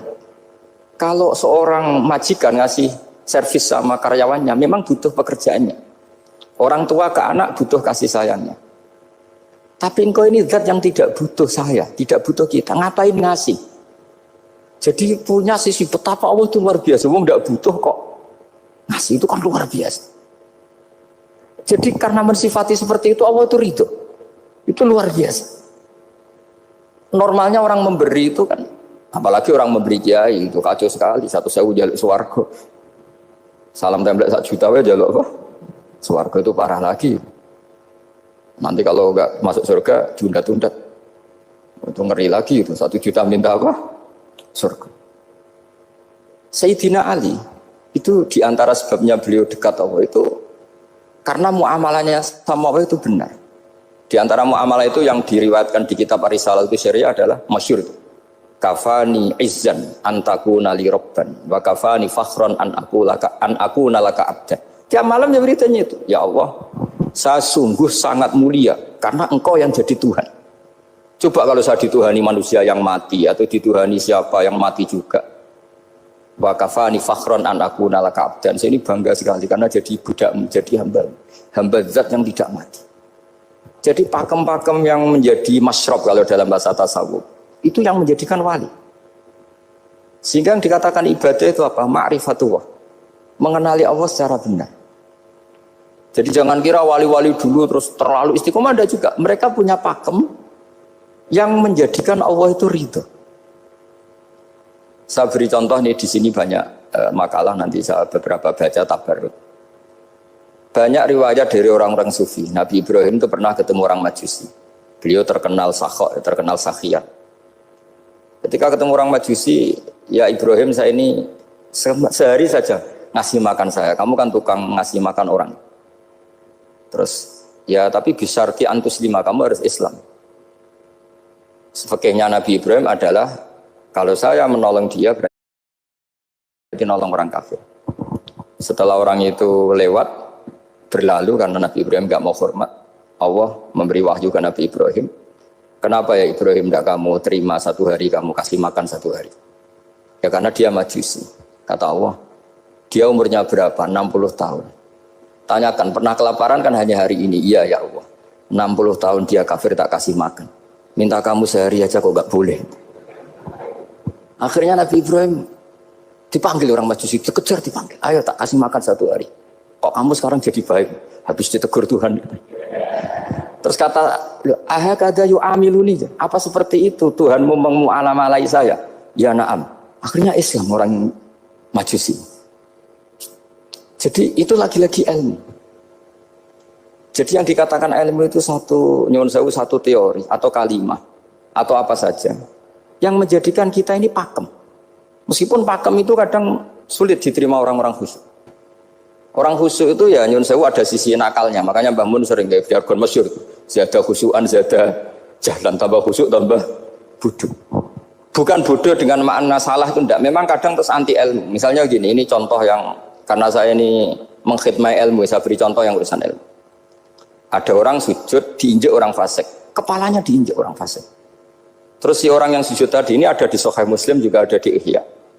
Wallahi la yaghfirullahu laka. Pakai sumpah, wallahi la yaghfirullahu laka.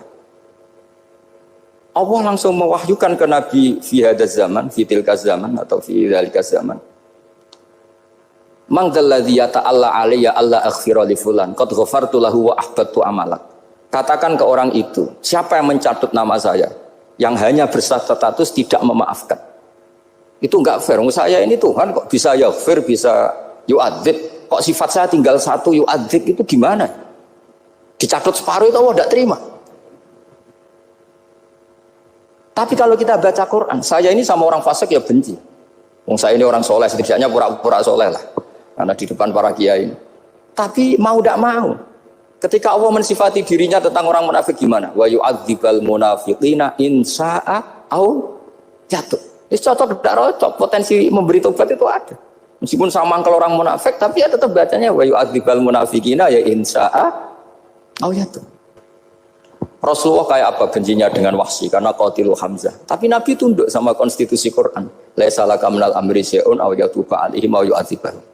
Akhirnya Allah malah memberi tobat sama qatilu Hamzah, yaitu Wahsy. Ini pentingnya baca lagi. Kalau kita tidak baca, hanya khusyuk saja, tidak baca, pasti sama orang yang menginjak orang sujud tadi, yang nginjak pasti salah, nggak dimaafkan. Bongso pasti.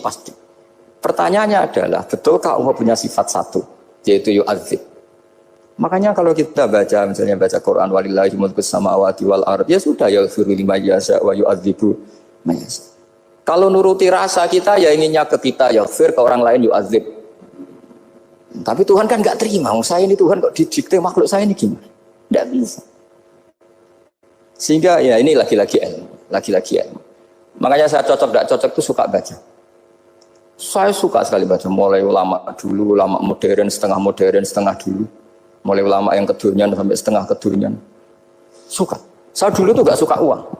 Karena saya memang tadi mbah saya dari bapak itu wali mas tadi. Kalau tadi Mas Nadif jujur, mulai Mbah Soleh itu suka bully mertuanya, jadi saya alhamdulillah dia jujur. Jadi, Mbah Soleh itu menantunya Raden Asnawi. Itu ya bully-bulian sama ini terus ditiru beliau ini. Itu nggak suka sebenarnya. Saya itu ya pokoknya tadi kalau orang daftar wali itu kan nggak suka sama karena mereka nangis ketika Allah ngendikan wa aqridu atau ayat-ayat anfiku atau orang baik disifati wa aqridu wa qardan hasanah. Itu hadal khitab li ahlil jibdi was sarwah. Ini khitab untuk orang kaya. Kalau isin Gusti jenengan nampen ngongkon infak kok kalau diinfaki. Jenengan nampen ngongkon ngamal kok kalau di ngamali. Jadi maka yuhibbunal mal, mereka tidak suka harta. Walakin diana luladzatal khitab bil infak, dan itu harus kaya dulu untuk bisa infak. Jadi itu uniknya. Akhirnya saya Imam Sa'roni penting juga kaya. Jadi wali untuk suka harta itu nunggu diperintahkan Allah. Alhamdulillah kita tidak sudah wali dulu karena sudah senang harta wali. Jadi kayaknya keren kita dibanding wali-wali itu. Artinya wali itu tahu pentingnya harta setelah jadi wali. Kita alhamdulillah mulai kecil sudah tahu pentingnya harta. Kayaknya kita lebih wali. Imam Syafi'i itu dulu gak suka sama orang kaya. Saya berkali-kali ceritain. Karena dia dididik Sufyan As-Tsauri, Sufyan bin Uyainah. Tapi ketika ketemu Imam Malik itu kaya raya. Meskipun dia hidupnya sederhana, tapi kaya raya. Pas beliau mau, Imam Syafi'i dia agak-agak sopan kalau sekarang tanya, setelah jenengan ilmu yang saya harus ambil siapa? Kata Imam Malik, yang salim saya itu sudah meninggal Abu Hanifah, tapi muridnya masih, namanya Muhammad bin Hasan Asy-Syaibani. Kamu datang ke sana. Semalam itu Imam Malik dikasih uang 500 dinar. Padahal 1 dinar itu 4,25 gram. Bisa dihitung berapa ratus juta. Terus separuhnya dikasihkan Imam Syafi'i. Nah, tidak kasangoni. Pagi-pagi diajak ke Baki. Dulu Baki itu ada kafilah rental unta. Mana kafilah yang mau ke Irak? Kita. Ya sudah ini antar. Tak bayari. Diantar Imam Syafi'i. Diantar ke Imam Muhammad bin Hasan Asy-Syaibani di Irak. Itu ketemu Muhammad bin Hasan Asy-Syaibani pertama itu apa? Beliau itu kalau ngitung uang di meja. Emas-emasnya di meja, uangnya dolar semuanya di meja. Tambah kaget, ini saya sama Imam Malik ingkar, ini malah lebih parah lagi. Kata Muhammad bin Hasan Asy-Syaibani, "Atajabu min hadza." Kamu kagum dengan ini, merasa aneh? Iya. Ya sudah, ini tak kasihkan orang fasik, tinggo demenan, tinggo judi. Jangan, jenengan saja. Kalau jenengan kan orang soleh dipakai kebaikan, berarti orang soleh boleh kaya. Angsal-angsal kan besar. Semenjak itu Imam Syafi'i kebablasan. Sampai fatwa kiai fakir itu haram. Kiai bisa bikin rumah bagus, bikin rumah jelek, haram. Suasana al-Islam ya Allah wala yulah. Nah lagi-lagi kebetulan kita sebelum ngaji Imam Syafi'i sudah seperti itu. Jadi ini justifikasi. Lagi-lagi itu ilmu. Saya ulang lagi-lagi itu akhirnya saya membaca kitabnya Imam Sa'roni namanya Al-Minanul Kubro. Itu beliau cerita wa mimma manallahu alaihi. Kesannya kayak orang sombong. Tapi sebetulnya yang sopan itu yang sombong karena Imam Sa'roni bilang, kamu harus memaklumatkan diri kalau antum minal ulama il amilin. Kamu termasuk ulama yang amilin. Terus ditanya sama orang-orang, bagaimana kalau nyatanya enggak? Kamu tadi subuh sholat, iya saya sholat. Kamu tadi zuhur sholat, iya saya sholat. Kenapa ketika kamu maksiat ingat terus, ketika kamu taat tidak ingat? Berarti kamu anggap Allah itu menyesatkan kamu taat, tidak pernah ngasih hidayah sama kamu. Pas delok rondo ning dalan kok maksiat, bar salat atau syukur, bar zuhur atau syukur berasa. Berarti kan nyifati Allah, hari ini Allah ngasih saya maksiat. Sementara lupa kalau Allah ngasih salat zuhur, salat asar, salat maghrib, salat isya. Oh sudah di situ al-Minanul Kubra, orang itu soleh semua. Nah saya itu termasuk orang yang didikte oleh kitab, terbentuk oleh kitab Al-Minanul Kubra. Jadi di situ hidup itu enak semua. Makanya saya itu masih ingat dialeknya dua orang alim. Enggak perlu saya sebutkan, ini agak sensitif karena ceritanya itu ada anaknya kiai mau nyalet. Karena dia anaknya kiai tanya, "Mbah, dalilnya nopo nanti yang kepingin jadi jabatan, mencari jabatan dosa?" Kalau yang jawab tak sebut enggak apa-apa namanya. Jawabnya Mbah Mun, oleh gak apa-apa. Nabi Yusuf juga ada jabatan. Terus beliau baca qalat alni ala khuzainil ardi inni khafifun alim. Nabi Yusuf juga ada jabatan ya Rabb. Didebat sama orang alim. Itu Nabi Yusuf syariatnya itu mansukhoh bi syariati Rasulullah Muhammad sallallahu alaihi wasallam. Setelah tamunya pulang, Mbah Mun dibantah gitu. Dari Mbah Mun gini bilang, "Anut kiai wae oleh pemenang anut nabi." Sama ingat kalimatnya. Anut kiai wae oleh pemenang anut. Artinya Nabi Yusuf kan minta jabatan ij'alni ala khuzainil ard.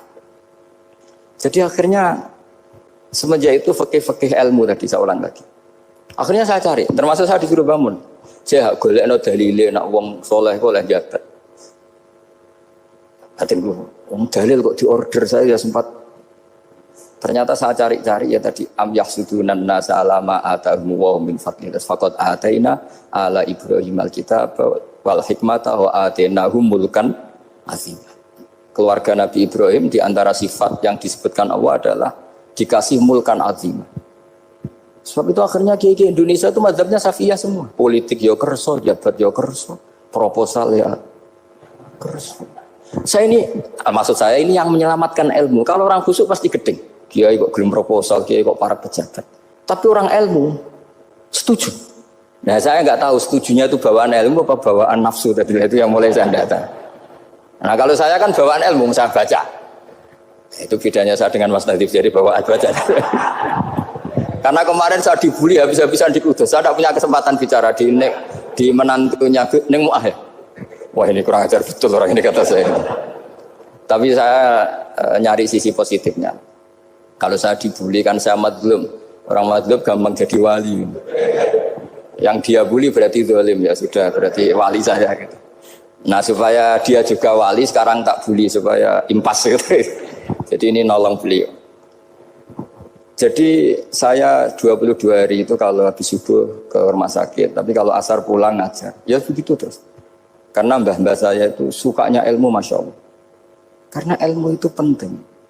Apapun pakemnya para wali itu kalau diingatkan secara ilmu itu terus kayak runtuh. Saya berkali-kali mencontohkan. Dan itu valid, data itu valid. Sufyan bin Uyainah itu orang yang khusyuknya Masya Allah. Gurunya Imam Syafi'i, gurunya Imam Malik. Itu beliau menceritakan dalam kitab Hilyatul Auliya. Nabi Isa itu senengannya itu ceria sekali. Nabi Yahya itu senengannya bersengut, abusan, suka kayak takut akhirat, takut penyakit. Tapi bukan takut corona, enggak yang jelas kan. Saya akhir-akhir ini fatwa, sekarang jangan baca Uwais Al-Qarani, tapi Al-Qarni. Meskipun saya tahu ada yang baca Qarani di kitab-kitab, ada yang baca Qarni. Tapi sekarang wajib dibaca Al-Qarni sementara. Sekali dibaca Al-Qarani itu nisbatun ilah. Iya, jadi makanya ini untuk sementara dibaca, ngikuti yang baca Uwais Al-Qarni. Meskipun di sarah-sarah apa bi fathir ra wakila bi sukun, sudahlah sekarang harus ijma dulu Al-Qarni ya, karena kalau Al-Qarani itu akhirnya Nabi Isa ditegur sama Nabi Yahya. Mali aroka dohikan ka'annaka ta'manu min makrillah. Saya melihat kamu kok suka tertawa, seakan-akan kamu merasa aman tidak kena azabnya Allah. Nabi Isa akhirnya balas tanya, Mali aroka abisan ka'annaka tai'asu min rahmatillah taknatu min rahmatillah. Kowe mbesengut wae koyo dunya orang rahmat, anane corona tok. Padahal yo ono mangan, ono guyon, ono nikmat. Dan itu figur besar, akhirnya kita tahu. Dan saya sering cerita juga, setiap dakwah itu Nabi Isa nyari syirarun nas, Nabi Yahya cari khiyarun nas. Tentu alasan Nabi Yahya gampang, berteman orang baik itu baik lah, nyaman, terus akibatnya juga baik. Nabi Yahya enggak. Limada tanzilu ala syirarin nas. Kenapa kamu singgahnya ke orang-orang yang buruk? Ana tabibun udawil mardo. Saya ini dokter, tentu menyembuhkan yang sakit. Akhirnya terus di Indonesia banyak kiai yang kancanan orang fasik ya banyak. Tapi ya tentu yang benar itu yang mensolehkan yang fasik.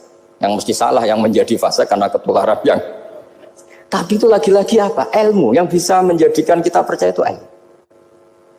Saya tuh suka sekali baca kitab yang berbeda. Saya sekarang baru belajar kitab orang-orang Hanafi, orang-orang Maliki.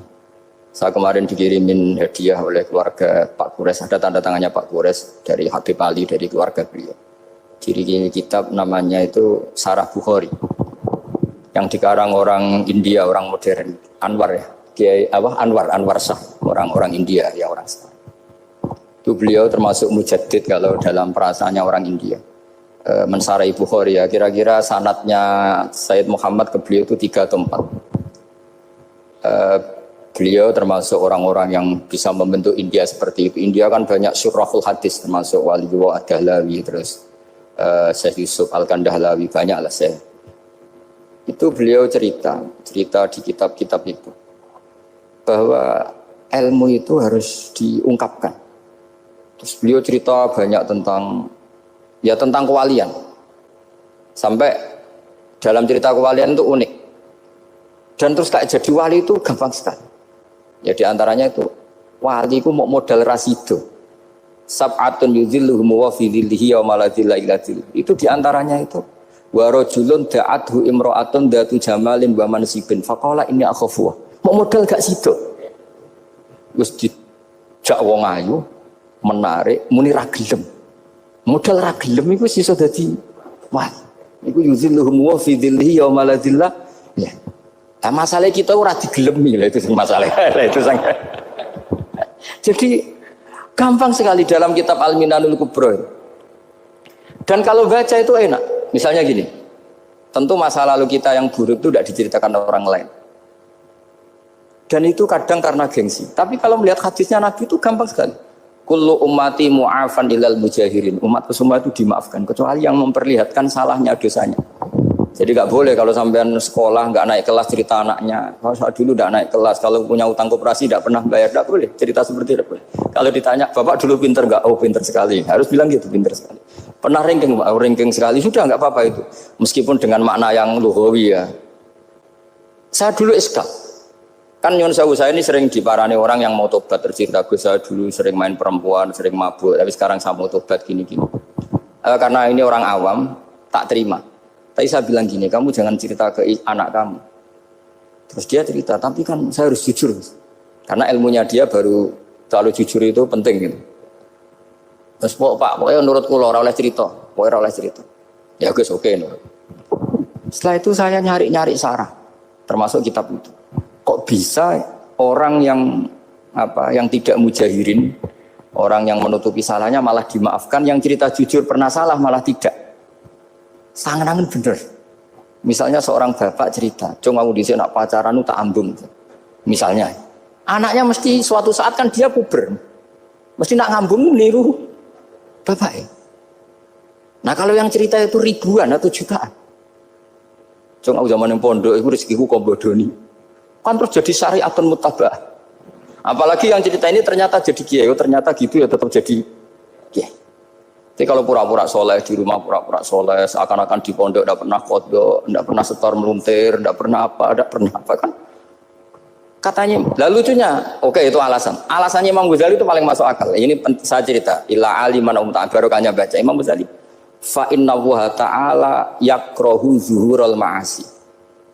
Wa min asbabi zuhur adalah al-mujahar. Karena Allah itu gak suka maksiat itu begitu kelihatan. Dan awal dari kelihatannya maksiat adalah semua orang cerita. Akhirnya maksiat dianggap biasa saja. Jadi kalau semua orang cerita zaman mondok nakal itu akhirnya semua orang yang nakal. Oh itu niru kiai ini, karena ini niru kiai. Kan repot. Tapi kalau semua kiai sok suci atau suci betul, dan semoga ya suci betul. Kan yang maksiat, yang mau maksiat ini nggak punya alasan. Karena masternya tidak pernah maksiat. Meskipun sebagian yang seutuhan nggak pernah konangan, nggak tahu pokoknya yang penting seperti itu. Itu hebatnya konsepnya. Saya dulu ya eskal loh. Kok? Ya tadi kullu ummati mu'afan illal mujahirin. Saya dulu eskal kan. Tapi setelah baca Ihya kata Imam Ghazali, karena Allah itu enggak suka zuhurul ma'asi. Allah enggak suka kalau maksiat terlalu muncul. Dan termasuk sebabnya muncul adalah setiap orang jujur menceritakan masa lalunya. Sebab itu kita sebagai orang Islam yang entahlah istilahnya apa, kalau istilahnya Mas Najib Islam Nusantara atau moderat macam-macam lah. Saya termasuk orang yang sebetulnya ingin nggak setuju, bukan karena menentang. Nanti ngapalkan firqahnya kebanyakan, 72 aja ngapalkan banyak ditambahi Islam Nusantara, Islam moderat, Islam garis apa lagi itu? Oh garis lurus. Ada yang lagi lucu. Ya macam. Tapi setelah saya ulang lagi, setelah baca banyak. Itu akhirnya menjadi tahu. Karena apa ya? Fitrah salimah kita. Misalnya gini, ada cerita di kitab-kitab. Nabi Musa pernah istisqa enggak mandi. Kan enggak terima, dia seorang nabi kok istisqa enggak mandi. Saya ini kali muka ya Allah, kenapa doa saya enggak mandi?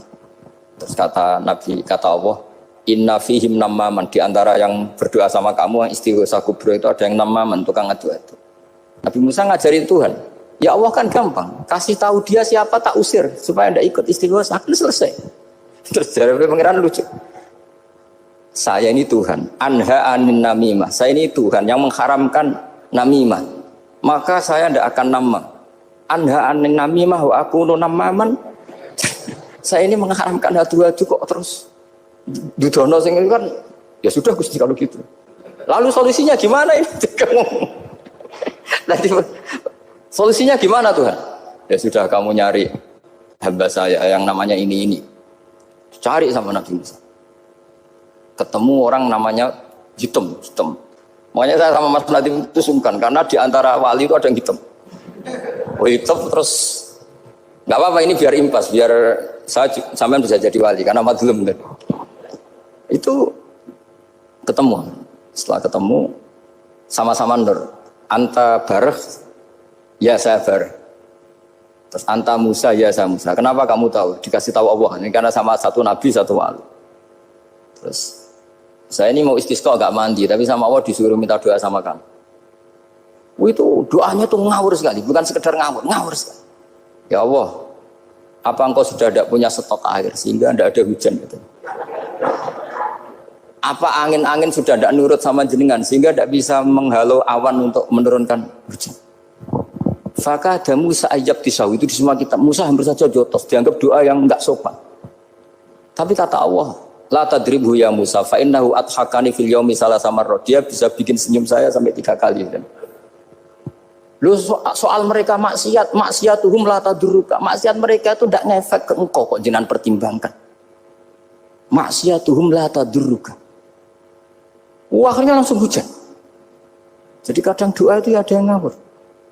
Maksiatuhum, makanya saya itu kadang berani berdoa Indonesia aman. Secara fikih ya kadang kok agak ono apa-apa sing maksiat meneh. Kadang yo mikir. Yo nak sing taat meneh, tapi kok nak ono apa-apa sing maksiat yo maksiat meneh. Saya pernah ketika Jogja sering gempa itu pernah mau berdoa. Ya Allah semoga bebas dari gempa, tapi terus saya mikir. Memang kalau nggak ada gempa ya yang sholat aman, tapi yang maksiat juga daripada menggurui Allah sudahlah, tidak berani berdoa sudah Gusti ini dunia ini jangan pun terserah jenengan. Tapi saya sebagai orang Muslim sing apian kan ya kepengen arham linnas. Boleh dalil lu kangelan, tapi gara-gara baca kibarek tadi maksiatuhum la tadurruka. Maksiat mereka itu tidak bahaya bagi kita. Pun Gusti ra usah kakean pertimbangan pun udan mawon. Udan langsung. Lagi-lagi karena baca. Termasuk di Al-Minanul Kubra itu ada cerita tentang Nabi Isa. Cerita itu tidak hoax, ini kata Imam Sa'roni. Ada orang itu perajin sepatu, perajin sandal. Ya Allah, engkau itu bilang butuh sandal ukuran berapa, nanti tak bikinkan. Engkau bilang kendaraan kamu apa, nanti saya yang fasilitasi ada ini. Pakaiannya kalau dames. Apa, pokoknya saya ingin khidmah sama jenengan. Terus Nabi Isa yang terkenal baik itu ya faham mabibat sih hampir saja dibukut. Terus kata Allah jangan Isa, dia muji saya sesuai yang dia ketahui. Lagi-lagi baca. Jadi tidak bisa kita mengadili orang lain ini kalimat ini tasbih wa bil khalqi itu tidak bisa, tidak segampang itu. Kecuali yang ngomong orang-orang Mu'tazilah atau orang-orang Khawarij mungkin kita lawan karena berdasar ilmu. Kena wong lugu rusak. Karena orang lugu itu gimana ya? Seperti Ahmad ditanya, kamu mukminah? Terus dites sama Nabi. Aina Allah fa asyarat ila sama. Allah di langit. Coba kalau kamu tauhidkan, Allah la yakhullu fi makanin. Berarti kan masalah itu karena Allah laisa kamislihi. Saya juga pernah diprotes kiai, kenapa ada istilah senyum, istilah susah. Padahal Allah enggak pernah susah. Tak tanya gitu. Saya kan sering bilang Allah susah, Allah apa. Gus, kok gitu? Padahal Allah kan tidak pernah. Tak tanya, kamu hafal Quran? Tidak. Ya sudah, baca aja ayat falamma asafunan taqamna minhu. Itu doire asafa itu kan asifa ya safu asafan. Diikutkan wazan afala berarti asafa yusifu. Berarti kayak dengan ata lah. Ya ata ya'ti ityanan, kalau ingin wazan afala kan ata yu'ti ita. Sama dengan falamma asafu mongko sumangsani gawe susah sapa Firaun wa kaumu. Nah ini ingsun. Firaun mari ribet, mari aku susah. Aku pengiran ciri tandingi. Intaqamna minhum kata aku. Akhirnya dia itu bilang, jebule ning Quran ya ono istilah Allah susah. Iya sembol aku itu aku hafal Quran dadi spontan bahasaku mbok salah mbok ora iku jek ono kembarane Quran. Sampeyan masih khusyuk ora hafal Quran akhire yo ngene iki kata saya. Akhirnya jebule ilmu itu penting, wis suwe nah ilmu itu penting kata saya. Jadi ini lagi-lagi illa aliman au muta. Jadi saya tuh dapat barokahnya ilmu. Saya sebagai manusia ya takut mati, tapi tadi kalau kadang-kadang melihat mati itu rohah min kulli syarrin. Kita ini meskipun nyun sewu sekarang tidak zina, tidak korupsi, potensi itu tetap ada. Dan yang bisa mengakhiri potensi itu apa coba? Al-maut. Sehingga Nabi ngajarkan kita itu gampang sekali dalam beragama. Ij'alil hayata ziyadatan li fi kulli khairin wal mauta rohatan li min kulli syarr. Lagi-lagi ilmu yang menyelamatkan kita itu ilmu. Sehingga Umar bin Abdul Aziz ketika mau meninggal, semua keluarganya nangis. Dia tanya, kenapa kamu menangis? Karena engkau mau meninggal. Memangnya setelah saya meninggal mau kemana? Ila Rabbin Karim, ila Rabbin Rahim. Jadi segampang itu untuk melihat. Nah, tapi kalau kita tidak baca, seakan-akan wah mati ngeri nak mlebu neraka piye. Seakan-akan di alam sana hanya ada neraka. Padahal anak indadzoni abdi. Daripada nganggep neraka masalah atau eling pangeran kan ini. Lagi-lagi baca. La yamutanna ahadukum illa wa yuhsinudzanna billah. Jangan sampai seseorang mati kecuali dalam keadaan husnudzon sama. Saya tuh masih ingat Gus Yaki pas Bapak gerah itu tak antar ke Karyadi di Semarang. Itu mau kapundhut itu cek guyon. Jong ape mati mbok gawe ning hotel karena di pavilion. Sebelum mau kapundhut cek donga khataman Quran, baca sabtahat khataman. Terus tak khataman Quran, terus rasa nangis, aku husnul khotimah, ya terus kamu betul. Betul kok enak maksudnya, santai maksudnya enggak, ya relax aja. Seperti Mbah Mun itu dulu, saya tuh, ya aku bela wafati sering ketemu. Ya ada hanya saya, tentu banyak orang sering ketemu beliau. Jawabnya Mbah Mun, Cung, aku nak mati Selasa, berarti aku wong alim. Nak mati Jumat, berarti aku wali. Kok penak kabeh berarti? Saya sebenarnya ingin tanya, nak Setu Mbah Tahat kan, tapi kok potongannya orang pantas itu jadi. Ketika beliau nyatanya kapundhut Selasa, berarti senang status alim. Artinya orang-orang dulu itu, Imam Ghazali lebih parah lagi. Ya saya yakin ya semua orang Islam mati itu baik. Imam Ghazali lebih parah lagi. Itu beliau kapundhut, itu orang yang perjalanannya 3 hari itu sudah datang semua. Sore beliau beli kafan. Terus beliau bilang ke adiknya, saya nanti kalau mati yang imami orang ini. Jangan makamkan saya sebelum diimami orang ini. Dulu udah ada WA-nya Mas Nabi, udah ada grupnya. Itu ketika beliau sudah beli kafan, habis sholat subuh, alayya bil kafni, kafan saya bawa sini. Dikasihkan sama adiknya. Ya Allah, ar-ridho bil intiqal ilal malakil. Jadi saya sudah ridho kalau ketemu engkau. Terus kapundhut. Adiknya bingung karena orang yang ditunjuk itu harus 3 hari perjalanan. Ternyata datang semua terus. Kok kenapa?